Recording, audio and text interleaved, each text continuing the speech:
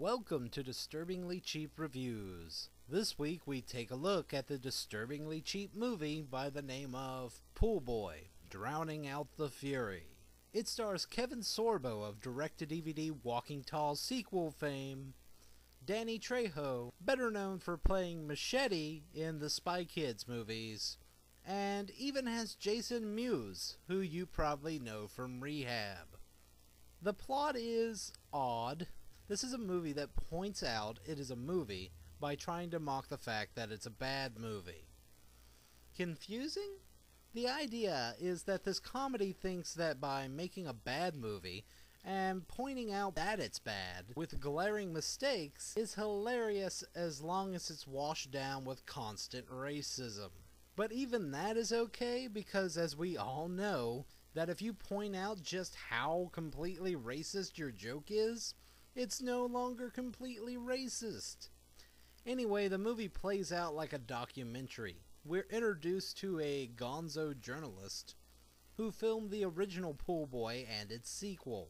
But we only get to see the sequel because it's funny to see a movie out of context. So, intercut between the movie's raw footage, and random interviews, we stumble around this idea for 80-some minutes until it finally splats to a finish. It's horrible. This movie is just plain horrible. The first 13 minutes are a true test of anyone's durability, where I had to sit, focus, and force myself to finish it. Sorbo is absolutely dreadful in this main role. The mass majority of jokes involving him were about as funny as walking on broken glass. Danny Trejo delivers a tiny amount of passable humor in this entire failed experiment as a complete cliche in a role he probably filmed on breaks from real movies. This movie gets an F. I can't even recommend it to riff on. Just avoid it. I know I plan on never mentioning it again, so that it can fade away in my memories, only to reappear as I rest on my deathbed, so I can curse the world on my way out. And now, the completely useless spoilers. It's a movie inside of a movie. Spoiling it accomplishes nothing. But here we go anyway. The hero wins. Okay, more? Alright, fine.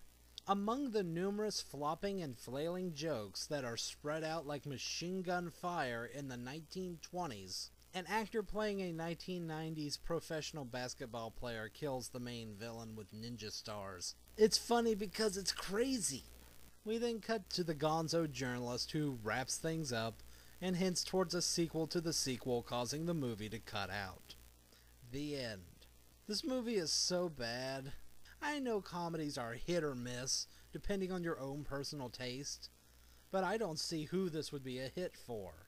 I have not one darn clue who this movie was made for. I wish I wasn't such a big fan of Danny Trejo, and I really wish I hadn't recently watched Flesh Wounds with Sorbo in it. Those two things led to me picking up this film and dooming my brain cells to be forced to remember it. So until next time, maybe I should just find a Cuba Gooding Jr. movie.